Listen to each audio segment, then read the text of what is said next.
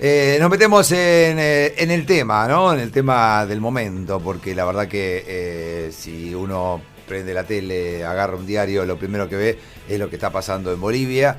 Es esta situación realmente increíble a esta altura, ¿no? Ya podemos decir como que por qué siguen pasando estas cosas.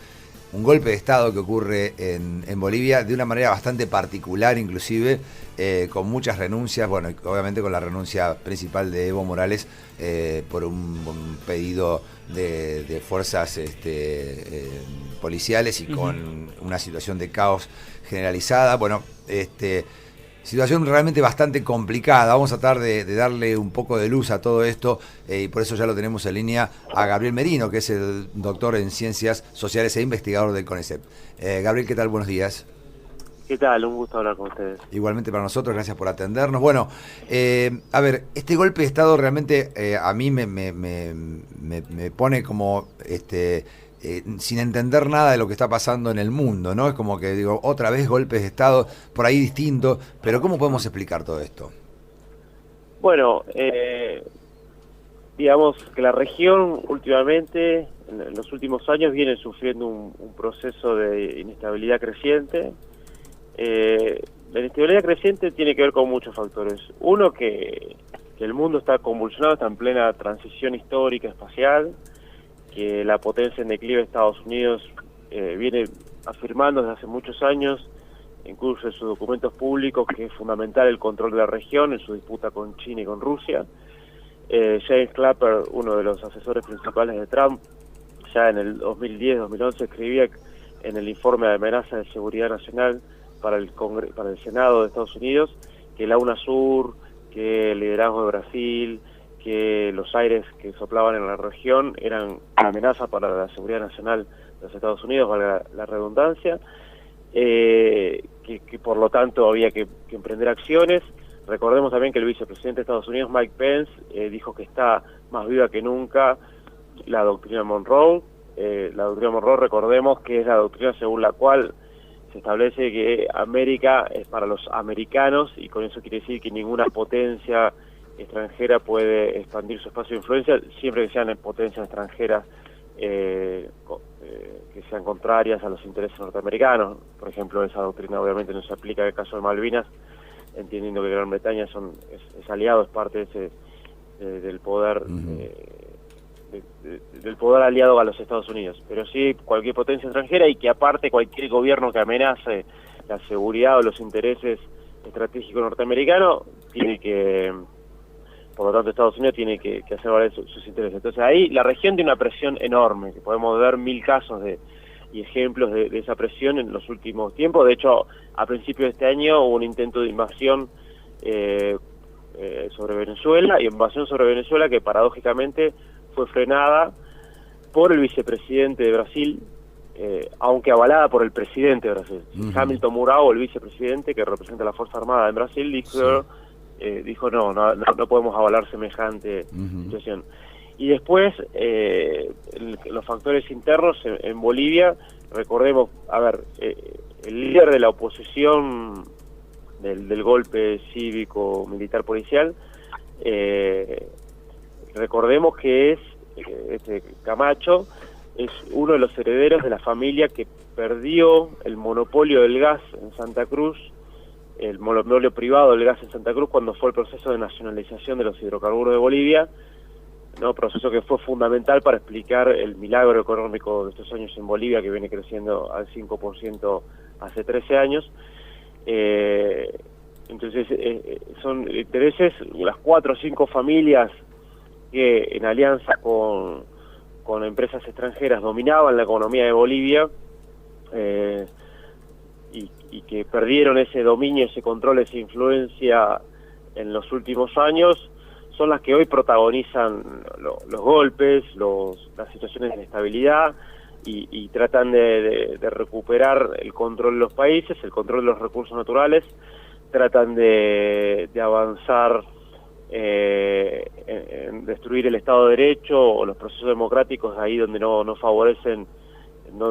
favorecen a sus intereses esas democracias, y bueno, están tratando de recuperar el control de la región. En el caso de Bolivia es completamente claro, pero también en otros países. Podemos ver en Ecuador mismo, que también está muy convulsionado, que Lenín Moreno, cuando la propuesta que hace, que lo que hace es estallar el proceso popular y sobre todo indígena, que fue el aumento de combustibles, en realidad detrás había también un proceso por el cual se le daba un conjunto de privilegios a los sectores más pudientes, al sector financiero, a los grandes vaqueros y familias tradicionales del Ecuador, y pretendían financiar esa transferencia de ingresos aumentando el precio del combustible y los impuestos a los más pobres. Es decir, hay una convulsión en la región muy fuerte, donde las élites económicas, donde el establishment tradicional, establishment blanco y que además es muy racista, en alianza con Washington y ciertos sectores de Estados Unidos, porque Estados Unidos es muy heterogéneo, hay distintos sectores, pero ciertos sectores del establishment de Estados Unidos, del complejo industrial militar, que quieren recuperar la región, están actuando en conjunto para recuperar esa influencia regional, esa influencia sobre los recursos naturales, y en el medio se lleva un puesto el Estado de Derecho porque entienden que ese Estado de Derecho no los beneficia, como ya pasó tantas veces en la región, en su historia, lamentablemente. Ahora, y en este caso, por ejemplo, que le piden la renuncia, digamos, yo comparaba esto, ¿no? A diferencia de golpes de Estado que han sucedido antes, donde llegan los militares, sacan del poder al gobierno de turno y se instalan. En este caso, le exigieron la renuncia a Evo Morales, pero no se hicieron cargo del gobierno. Y atrás de esto, la renuncia de Evo Morales, de su vice, Álvaro García Linera, y de toda la línea sucesoria, que queda solamente en un segundo vicepresidente del Senado, que en este caso es un hombre de la oposición. Digamos, ahí queda como que le dejan el lugar a que los opositores agarren el poder. Sí, esa es la idea, para que no sea tan brutal, porque si se asumirían otra vez los militares de forma directa, sería un mamarracho ya. O sea, se quería tan desnudo el golpe de Estado, pero tan fuerte sería esa imagen, que están intentando por todas las formas que sea un opositor, como bien vos decís, una figura de la oposición política, los partidos políticos opositores, que agarren el control del gobierno de forma transicional. Hay que ver si logran, si ese sector de opositores toman, porque también hay muchas presiones, porque también saben mucho que van a quedar manchados para la historia. Saben también, obviamente, que hay muchos intereses en juego. Entonces, hoy por hoy está esa situación de cefalía, esa situación de no se sabe para dónde, porque también que agarre Camacho el poder es una vergüenza total, porque ni siquiera fue candidato a nada, ni obtuvo ningún voto, es simplemente un sector, digamos, de mucho poder económico, de Santa Cruz de la Sierra, que insisto, es uno de los herederos del imperio del gas que antes monopolizaba el gas en Santa Cruz de la Sierra, y participaba de ese negocio junto con empresas extranjeras, que fue por proceso de nacionalización, se le rompió ese monopolio y esos privilegios, y que hoy aparece con la Biblia tomando la casa de gobierno de Bolivia, pero que se asumiría también él, sería otro mamarracho total a esto que ya quedó a todas las claras que es un golpe. Un golpe, a ver, hay distintos formatos del golpe de Estado. No, o sea, puede ser el militar clásico tomando los militares de forma directa del gobierno, o un golpe cívico-militar, en una combinación, un golpe económico, cívico-militar, digamos, hay muchas formas. Un golpe en realidad es un golpe para cambiar la correlación de fuerza de un Estado por vías, por fuera de la cuestión democrática. Después sí se pueden dar lo que se llaman insurrecciones populares, cuando se levantan millones de ciudadanos reclamando por una cuestión, que no sería el caso, porque eso sería sí es otra cosa, que tampoco es golpe, es una insurrección popular. Si vos tenés golpe, con sus distintos formatos. Ahora, lo que estamos viendo, y lo paradójico del caso de Bolivia, es que se empieza a parecer mucho a los golpes más tradicionales, ¿no? Que eran directamente con involucramiento militar, porque en realidad el que dispara el golpe cuando todo parecía encauzarse de una forma democrática, aunque medio tirada de los pelos por parte de la oposición y de la OEA, pero democrática, porque Evo Morales había aceptado, bueno, hagamos otra vez las elecciones. Claro. O sea, se había aceptado ir a un proceso democrático, aunque él había sacado la mayor parte de los votos, y aunque el informe de la OEA sea, y hay que leerlo, pido por favor que lean ese informe de la OEA, porque es bastante mamarrachesco, e incluso dice que Evo Morales ganó, sin dudas, los comicios, pero bueno, hay algunas irregularidades en algunos puntos, y desde ahí no hay muchas pruebas presentadas, es bastante, digamos, malo. Así todo, Evo Morales, yo creo que al sentirse encerrado, ¿no?, dijo, bueno, vayamos otra vez a elecciones, y lo que hizo las Fuerzas Armadas, es decir, cuando él dice vamos otra vez a elecciones, le recomienda la renuncia, con la policía amotinada, con uno de los parientes de Evo Morales secuestrados, y distintos ministros secuestrados, prendiéndole fuego a las casas, o sea, amenazándole la vida no solo a Evo Morales, sino algo mucho peor, lo que hicieron de tipo mafioso, que es secuestrar a los familiares, y ir a las casas de los familiares, o sea, de tipo mafia pura. Entonces, y eso fue lo que dispara del todo el golpe, porque no quieren la elección, o sea, quedó demostrado, porque se dispara el golpe cuando Evo Morales acepta, a pesar de las irregularidades del informe presentado por la OEA que responde, ¿no?, a los Estados Unidos y a los gobiernos de derecha de la región, acepta ir a elecciones nuevamente, dice, bueno, vamos a entrar a las elecciones, como saben que nuevamente gana Evo Morales, porque ese es el tema. Evo Morales es imbatible en las urnas por el milagro económico y social que se produjo en Bolivia en estos 13 últimos años. Claro. Entonces, como sabe que Evo Morales gana, dicen, no, hacemos el golpe. Eso fue lo que se disparó. Aparte quedó completamente demostrado. Uno puede decir, bueno, hubo algunas irregularidades en el proceso electoral. Bueno, muestren, hagan las pruebas y se puede... Es más, la forma de resolucionar eso era hacer un comicio específico en esas zonas donde se detectaron las irregularidades. Que, a ver, las irregularidades presentadas en el informe de la OEA, si no recuerdo mal, ahora no lo tengo en la mano, pero era del 0,23% de los votos totales. Ahí hubo irregularidades. Claro. Ahora, ¿y cómo ha reaccionado la gente, no? Porque sabemos que hubo algunas reacciones de apoyo, y vos estás hablando justamente de la mejora económica y social que tuvo Bolivia durante todo este tiempo, y el apoyo también en los votos, porque en todo golpe de Estado generalmente hay un apoyo popular, mínimamente hay un apoyo popular. En este caso, la gente, ¿cómo está reaccionando, digamos? ¿O ves que va a reaccionar, que va a salir a la calle? Bueno, se está produciendo muchas cuestiones en el Alto, está difícil chequear toda la información, pero está muy difícil chequear toda la información, pero hay un montón de acciones de procesos de levantamiento en el Alto. De hecho, en el Alto se cortó la luz anoche, a propósito, ¿no? El Alto es una zona... Es como si fuera el conurbano de Buenos Aires, para que se entienda, es otra ciudad, pero es una ciudad que queda ahí al lado de La Paz y es parte de ese gran aglomerado urbano que conforma La Paz y el Alto, y donde están los sectores populares. Entonces ahí hay una fuerte disturbios, levantamientos. A ver, Evo Morales igualmente decidió, frente a la situación de ir a posiblemente una guerra civil, a la que se estaba apostando, que destroce Bolivia y destroce todas las mejoras de estos últimos 13 años,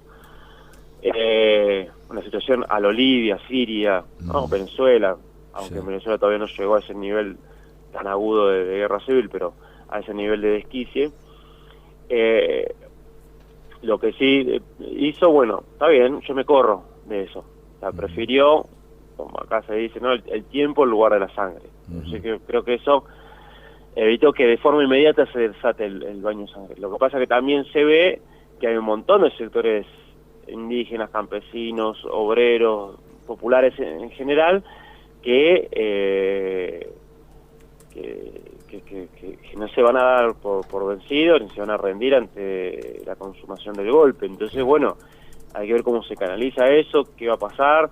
Insisto, en el Alto y en La Paz había disturbios. De hecho, la policía, que se había amotinado contra el gobierno legítimo de Bolivia, o sectores de la policía, no toda la policía, esa misma policía empezó a pedir ayuda de todos los departamentos, y sobre todo de Santa Cruz, que es el núcleo de los golpistas, empezó a pedir ayuda de todos los otros departamentos para que lleven efectivos hacia La Paz, para reprimir violentamente, ¿no?, a los sectores que se subleven contra el golpe. Entonces, bueno, todavía no puedo decir mucho más que eso. Sé que había muchos así procesos de levantamiento, de cortes, de lucha por los sectores o favorables a Evo Morales. Evo Morales corre riesgo de ser metido preso, digamos. Sabemos que hay, inclusive desde México, ya el apoyo para que, en caso que necesite asilo político, ahí tiene un lugar, pero ¿corre ese riesgo? ¿Hay posibilidades que pueda ser detenido? Y por sectores sí parapoliciales, que son los que protagonizan la fuerza de choque del golpe, no de forma legal. Claro. De hecho, de forma legal fue... Miren cómo pasó, ¿no? Empezó a correr y Camacho dijo que había una orden de detención a Evo Morales y que lo estaban buscando en Cochabamba, ¿no? En Chapare, en su terruño original, una zona campesina, indígena. Bueno, que lo estaban buscando. Y que los militares lo estaban buscando y que lo estaban buscando. En realidad eran estos grupos parapoliciales y paramilitares, porque el propio jefe de la policía salió a decir que eso no era verdad, que no había ninguna orden de detención. De hecho, en todo este proceso hubo una cantidad de detenciones, y no se detuvo a la presidenta, ¿no?, del Tribunal Electoral Superior. Bueno, es mentira, no una detención, un secuestro, porque no hay órdenes judiciales sobre eso. Esos son grupos parapoliciales, paramilitares, fuerzas de choque del golpe, que están deteniendo, como están deteniendo a familiares, etcétera, y pueden detener a Evo Morales. Y no se va a hacer mediante... Es decir, no va a haber una aprehensión legal, lo que puede llegar a haber es un secuestro. Bien, y ¿cómo reaccionar, ¿no?, desde los países que inclusive hace 2 días celebraban la liberación de Lula en Brasil, reunidos como para seguir trabajando en conjunto, y ahora con esta situación tan diferente? ¿Cómo reaccionar para poder mantener que los gobiernos sean constitucionales y poder apoyar, en este caso, a Evo Morales y al pueblo boliviano? Bueno, yo creo que si hay algo que disparó y aceleró el golpe, y por eso el no a las elecciones en Bolivia, de los golpistas, o sea, impedir un nuevo proceso electoral, acomodó el lugar y que renuncia como sea Evo Morales ahora, era hacerlo antes de la asunción de Fernández en Argentina. Eso era fundamental para ellos, ese timing. Porque ellos entendían que con la asunción de Fernández en Argentina iba a cambiar aún más el escenario regional, se iba a neutralizar el poderío y la influencia de Brasil, por el peso específico que también tiene la Argentina, y que eso podía favorecer a que se normalice la situación en Bolivia y que vaya a un proceso electoral normal. Entonces, bueno, yo creo que esa es una razón. Ahora, ¿qué hacer con los hechos que se presentan? Por lo que yo estuve observando, hablando con algunas personas, se está coordinando una acción con México, se está coordinando una acción del Grupo de Puebla. Obviamente va a haber una condena regional y mundial al golpe. Lamentablemente los gobiernos de derecha de la región hacen como si el golpe no hubiese ocurrido, una cosa increíble. Sí. Por todo los datos que pusimos sobre la violencia y contamos. El gobierno argentino tiene una posición vergonzosa, que hace acordarse, ¿no?, o rememorarse a los años más terribles de la región y de la Argentina. Y bueno, lo que se está viendo es si ese repudio internacional promovido por el Grupo de Puebla y una presión institucional, va a haber una presión sobre la OEA de cómo se puede permitir este golpe de Estado, ¿no? Va a haber una presión desde distintos lugares y para ver si se puede normalizar algo la situación de Bolivia y encauzar algo en términos institucionales. Creo que hasta ahí lo que van a poder accionar. También es muy difícil desde Argentina, los sectores políticos afines a Fernández, o el propio Alberto Fernández y Cristina Fernández de Kirchner, que puedan hacer algo al todavía no ser presidentes. Insisto, creo que eso fue un factor fundamental para acelerar el golpe, que sea antes del 10 de diciembre, por el recambio político que se producía en Argentina. El doctor Gabriel Merino, muchísimas gracias por este rato con nosotros. Un fuerte abrazo. Igualmente, Gracias. hasta siempre. Gabriel Merino, doctor en Ciencias Sociales e investigador del CONICET, hablando sobre todo lo que está pasando en Bolivia y también en el resto de América.